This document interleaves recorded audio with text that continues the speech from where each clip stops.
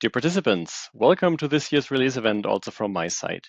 My name is Nadim Salem, and I'm the Technical Manager for the Adaptive Platform. I would like to talk to you about the stabilization of the Adaptive Platform, an activity to increase the quality of the platform and the acceptance of it in the market. As you might remember, in our last release event, we talked about stabilizing the APIs of the Adaptive Platform. This has been one of our highest priority throughout 2024. The market feedback that we received clearly stated that it is crucial to have interfaces to the Adaptive Platform that are stable throughout the different releases of AUTOSAR, as far as possible. So, what are our goals here? As mentioned, the main goal was to achieve a stable, consistent set of APIs so that the Adaptive Platform can be used to develop and deliver production-grade applications. To achieve this, a more predictable software environment needs to be provided. Having more stable APIs will lead to a higher interoperability and thus to more compatibility across different AUTOSAR releases and between vendors. Additionally, this is crucial for the OEMs, Tier 1s, and tool vendors as they can deal with a predictable environment, helping them in their development cycles. Last but not least, AUTOSAR will provide a lifecycle support for its APIs to ensure deprecation mechanisms and thus enable an efficient management of long-term support and maintenance to all partners. Now, let's have a brief look at the history of AUTOSAR. Starting somewhere in 2003, the initial AUTOSAR standard, now known as the Classic Platform, started. With the first proof of concept release in 2005, a first architecture was introduced, and the standard gained attraction to many companies in the automotive industry. Until 2007, the standard evolved further, bringing more and more features of the automotive industry into the Classic Platform architecture and exchange formats. With the release 2.1, first implementations of the communication stack made it into production of OEMs. With the releases 3.1 and 3.2, the standard gained maturity and was used on a broader scale. As you can see, the releases 3 and 4 were developed in parallel, with parallel developments of two release branches with a different set of features and a different lifecycle management. As we're talking about stabilization here, let me show you what that meant for the Classic Platform. At the time of the releases 3.2 and the introduction of release 4, the Classic Platform became more and more stable.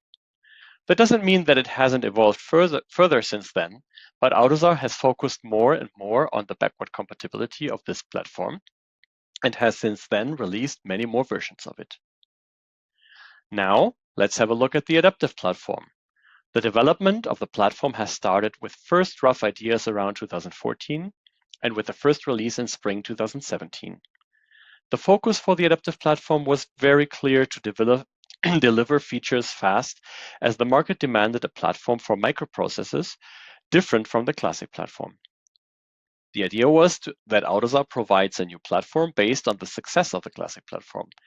It was already clear back then that stability of the platform in future would be necessary, but it was more important to give the direction to which the platform with all its features will develop. With different partners adopting the platform into their production, and thus cars, the market now demands this stability. As you can see here, starting in 2019, the releases of the Classic and Adaptive Platform have been synchronized to strengthen the possibility of interoperability between the two platforms. One of the core features, the exchange formats, are widely used in the industry and have a large overlap between the two platforms.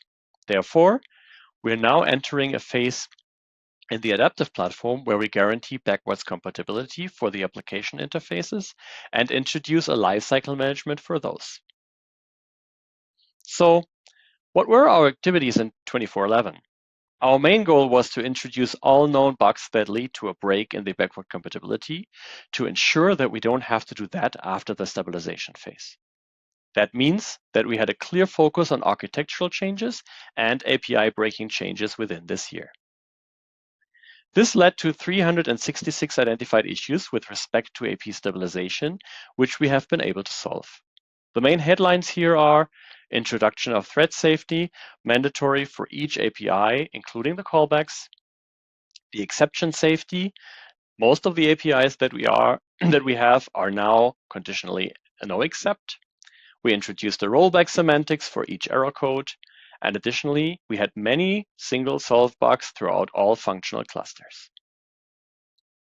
Nevertheless, the whole activity was a huge assignment that couldn't be solved to the full extent. This means there are still some leftovers which are documented in our release documentation in detail.